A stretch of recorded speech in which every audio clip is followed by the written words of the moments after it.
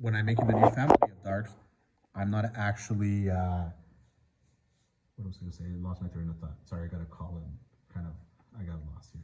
Okay, I'm not actually making the darkest value, okay? I'm building up, but I'm not making my darkest value yet. All right, so I'm gonna go just a little dark. And you guys will begin to see a basic dimension on this form, all right? Which is gonna be quite exciting. Again, I'm still looking for bigger values. That, as an artist, is the biggest thing that you guys all have to find. You guys have to not want to rush values. That is kind of my pet peeve, the rushing of values. It's like, no, no, no, no, no, no. Why are we trying to rush this? Oh, because it's darker. Yes, we know things are darker.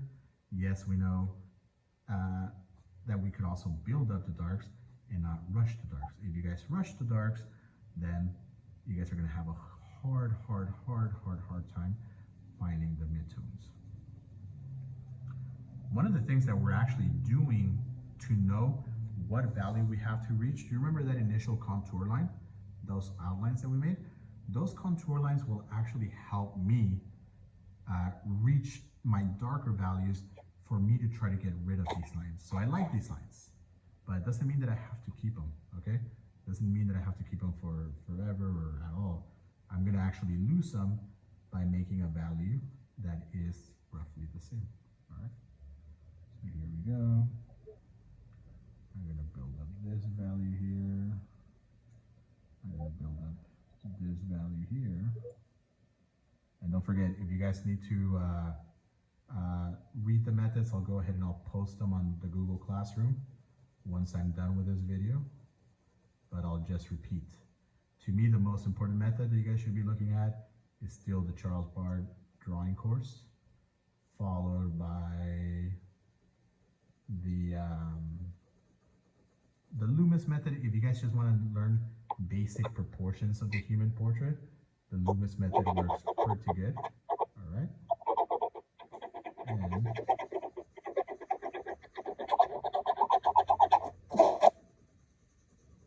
we can go from there. And then, by the way, the Charles Bard method is probably the most difficult of them all again.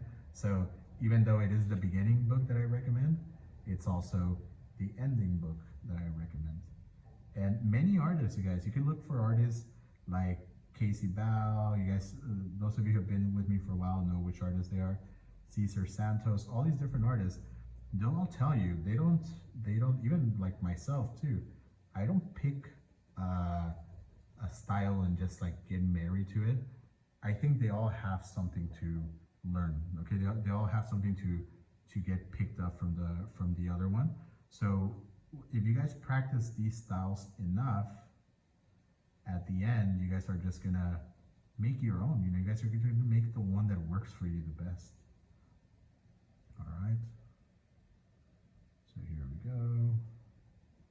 Just gonna build that up. Over here.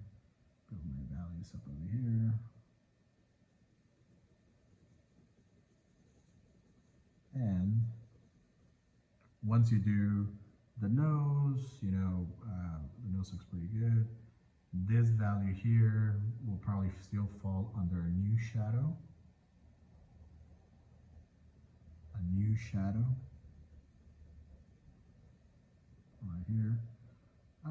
These ones I'll keep as they are. They're pretty good as they are. I should heavy my contour line here a bit. All right.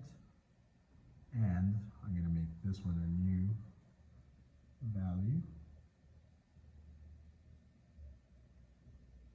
And again, I'm just trying to separate my values now.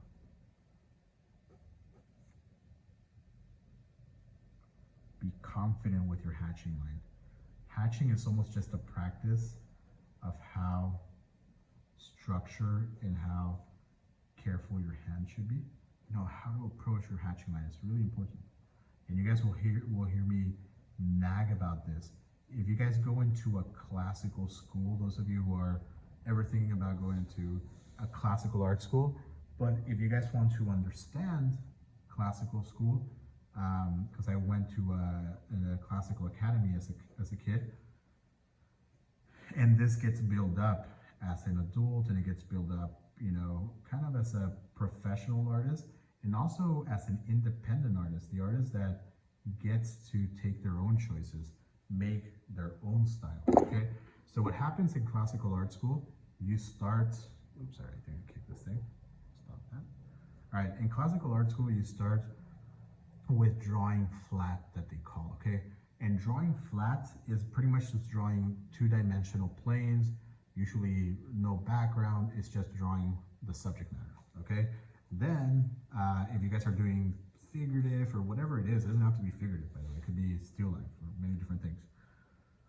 The next step is drawing volume, okay? But you guys are still drawing now from usually a cast, very flat cast. Most casts are made, they're not glossy, so they're going to be pretty flat. That would be your next step, drawing from life, but very simple, still focusing on your subject matter, but now understanding atmospheric light that comes from elsewhere. And then finally you focus on painting. So there's techniques that start with graphite that migrate to charcoal and they finish up in oil painting. And that's how a lot of classical ateliers do things. They will never touch painting unless you're comfortable with flat drawing, usually copies of studies or copies of old masters, followed by studies from life, which you guys have the advice from a practicing artist and a professional artist. Finally, going into color, that still part of life, but going into color, okay? So there is a process to these kind of classical approaches, but we'll touch bases on that, I guess, when the class starts, and hopefully that is soon, because I need to, I kind of want to get back to the studio too. All right, I miss you guys. I don't know what you guys are doing right now, like overall. I just hope you guys are safe. And those of you who are in my AP course, don't forget that the AP exam got extended, and the works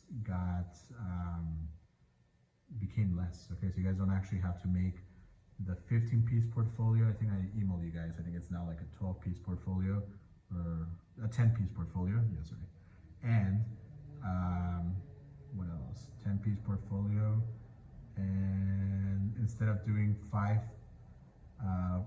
works that you guys have to submit to show your quality, now it's gonna be how many? 3 or 2. I gotta check back, but you can check your emails, you guys, because I always send those emails out just to keep you guys on the loop. All right, guys, so that looks pretty good. I mean, I build up my big values. If you guys look, you could see what's a little darker. You guys could see what's in the middle, and you guys could see what's lighter. You guys could do the hair too, all right? I just don't want to spend all this time doing the hair. I want to make sure that you guys just understand the concept, and if we need to do the hair, you guys just do it on your time, okay? That way I don't just have to spend too much time here. All right, so now this is the fun part. This is the rendering part. This is where we actually like what we see, and we want to hang our picture on the wall. To me, these are all studies, so I don't care for them, which it's a good thing, by the way, because by being studies, I actually have a lot of fun, and I'm not too concerned about, is this gonna go in my living room? Is this gonna go in, this little space that I had for my bathroom? No, this is just plain and simple fun, plain and simple studies, and that's pretty much it, okay? So if you guys wanna find a relative value also for the background, you guys could start hatching. On the background, I could be the same and just tell you guys, you have to build up your values, okay? Or, I mean, it's black, it's like pitch black. I'm just gonna go ahead and I'm just gonna hatch in one direction, but I am gonna make sure that I press a little harder. And by the way, if you guys are hatching the whole day today, you guys are going to see that your hatching is going to be super confident. You guys don't actually have to be too careful with your lines. Like, how do I prevent it from going into the other thing? It's like, don't worry, you don't even have to do anything. Your line is already confident enough.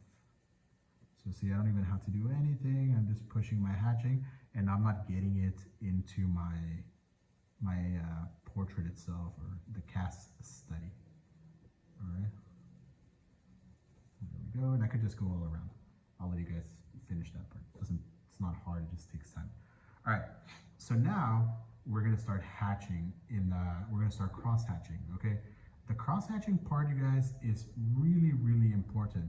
Some people always ask me, how do I know where to cross hatch, okay? So let's think about the world, and then let's think about an apple, okay? Or let's think about a globe or a three-dimensional sphere, okay? So some things have many axes. Usually you want to pick two, okay? Here I'm going to pick a vertical axis and a horizontal axis. If you guys start doing shapes that mimic the bigger shape of that world, which is a circle, there is some volume to it. You're beginning to get some three-dimensional volume. If you do the same thing to the top part, you mimic that circular shape of the world, all of a sudden you have a sphere, okay? If you want to take a more complicated shape, let's say you guys take an apple. All right. An apple has, again, vertical and horizontal planes. We'll call them vertical and horizontal, even though they're going to be diagonal. So we understand that the planes here in this apple are going to be guided by these lines here and these lines here. So if I'm going to do vertical lines, I'm going to move this way.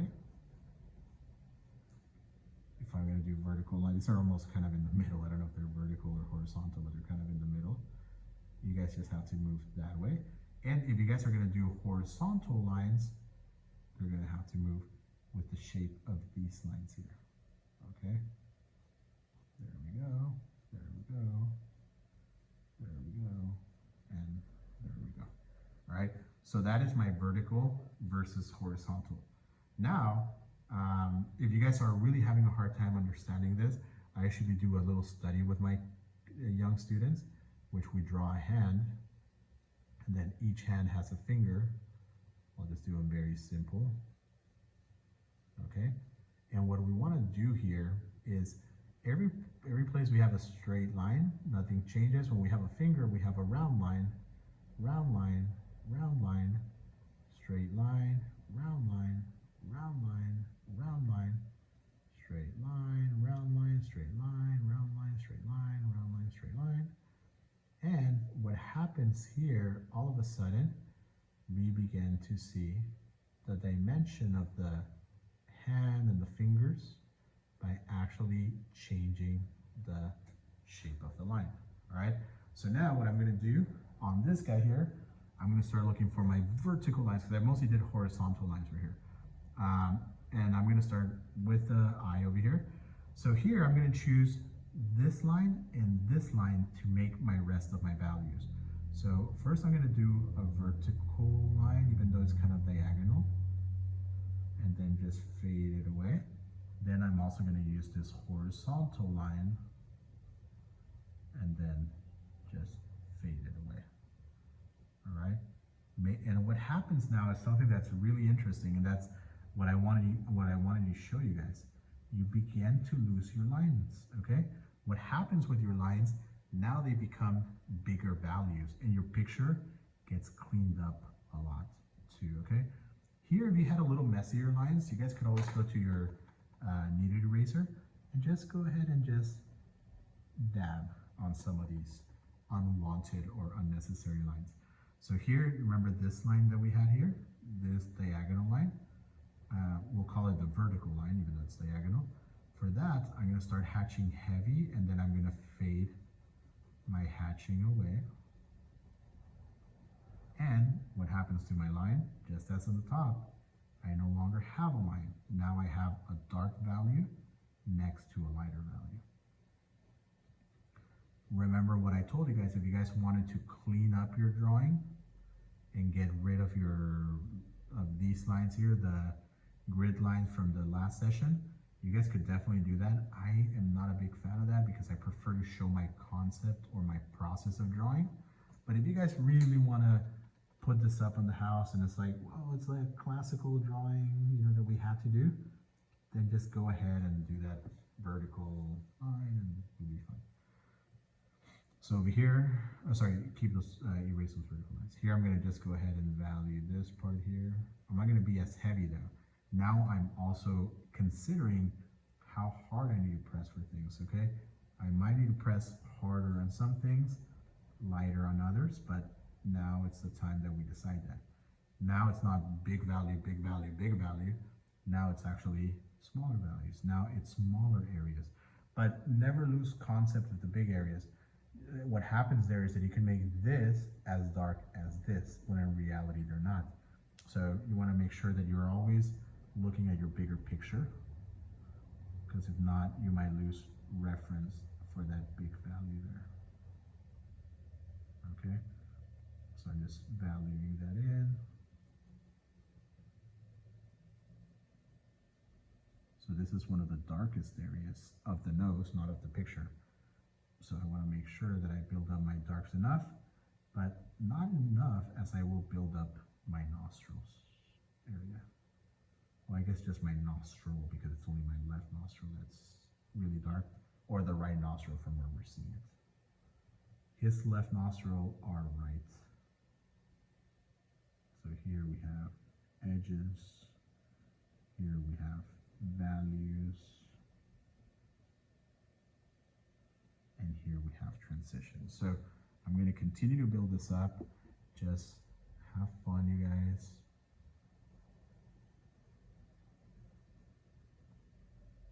This one's a little darker than the bottom one, but I'm going to fade it away real quickly. I'm going to start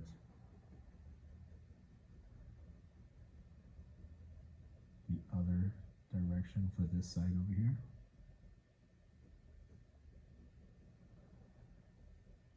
And again, you guys are the ones that take the choices, okay? You are the choice takers. And it takes practice, you guys. Remember, just try to follow the directions of the object, okay? If you guys understand that concept, there's nothing that you guys are going to be doing that's actually going to be wrong. Later on, you guys are just going to prefer some over the other. Like this one's really weird because it has many different directions. So I'm just going to do just this diagonal direction. If this was a really classical drawing, I would have erased that line before I ever decided to build up on it. But it's more of a concept drawing, so I don't have to erase anything. All right, here we go. Just build up the hatching. And don't forget, if you guys like see me going fast and you guys later want to go to see what I did, the videos will be up really late tonight because I still have to record another video for the next class, the watercolor class, and then I'll have time to actually build up the sorry, not build up. I'm talking drawing for videos. I'll actually have time to load up the the video. All right, and just kind of go to town. The most important thing that I'm trying to do here is also getting rid of all these lines. Remember, I want lines, but I don't want them to look like lines. I want them to look like values. Okay, and continue. There are some little areas like this one that that you guys actually have to keep as darker lines, like these two right here, because that area is just a darker area. So it's not like oh, that line has to blend away. It's like not necessarily this one, because that is a darker line. Okay. Always remember the rule of cubes here. For those of you who are not familiar with that, spheres have a transition of color, so they go from light, middle dark, dark, and then reflected light. Cubes go from light next to darks, and then the lights go a little darker, and then the darks go a little lighter, but they actually have the dark next to light. That's why every time I don't start here, I start next to my light value, okay? That's really important. I think I forgot to mention that, but that's actually really important to make things look cubic and not spherical. If you guys were going to be doing a more classical drawing too, you guys would want to be using a blending stub, which I'm not using, but blending stubs will help you blend things in together. Just finding, you know, nicer, softer lines. I actually prefer more heavy contour, which classical schools will tell you, whoa, we gotta get rid of some of these lines that you're doing. But I'm not necessarily looking for the uber classical. I'm just looking for you guys to understand. And if you guys need, or if you guys really want to blend this thing, you guys could start using your blending stuff, which, like I said, I'm not the biggest fan of. Because everything just looks like you guys smudged it with your fingers. And I actually don't want to see things smudged, or seem like they're smudged with your fingers. Alright, so I'm going to finish my hatching here. You guys, finish my hatching over here. And you just have to do this for the whole picture. I mean, there's really no kind of wrong thing that you guys have been doing. I mean, I don't know, I didn't see your drawings actually, but what you want to do here is just want to make sure that you guys build up your values. Okay, I'm just going to finish the right side of the face here.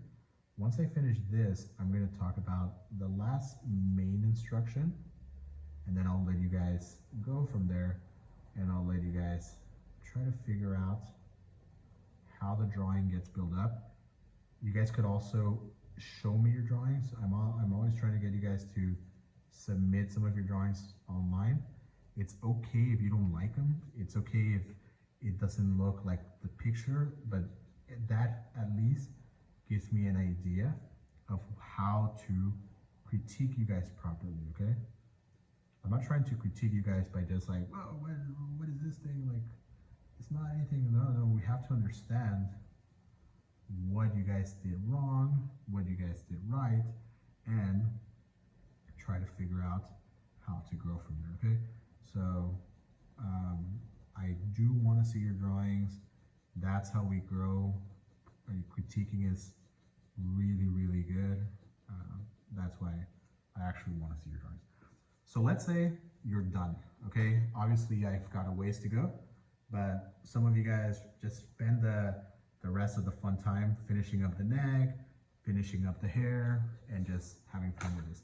So what I'm going to do now is I'm going to go to my 2H pencil. And the cool thing about my H pencil is it's very light for drawing, and it's actually really good for drawing, all right? But it's also really good for transitions, and it's really good for blending, okay? So the way you have to think about your H pencil is your B pencil left a lot of graphite, like chunks of graphite on your picture, okay? What your H pencil does, because your H pencil doesn't want to leave graphite, it wants to keep them stuck to your to the pencil, it actually, that big mass, it kind of smoothens it out. It's almost like if you guys are smoothing a piece of dough, you know, you kind of are smoothing it out. And I mean, I'm talking about blowing it up on the microscope, but that's what the H pencil is actually doing, okay?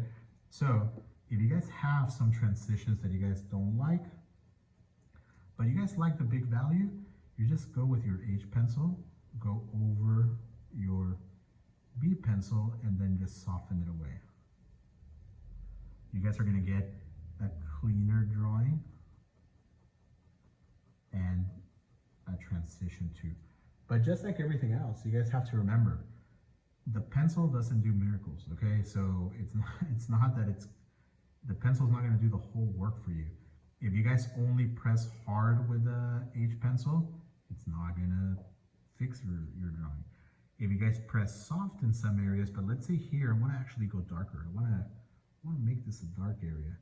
Then I could press harder with my H pencil, and it'll smoothen my B pencil even more, but just like everything else, I'm probably still gonna transition. So now I have a more complex, smoother and darker and all these different things, values, that I didn't have to do too much to it. I just let my H pencil kind of work its way, work its magic, okay? And it's gonna go ahead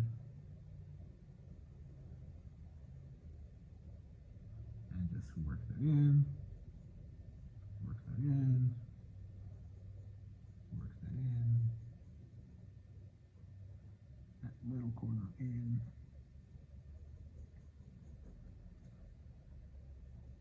and work this out just a tiny bit, just a tiny bit, okay? And that's it, you guys. You just have to go and work your drawing.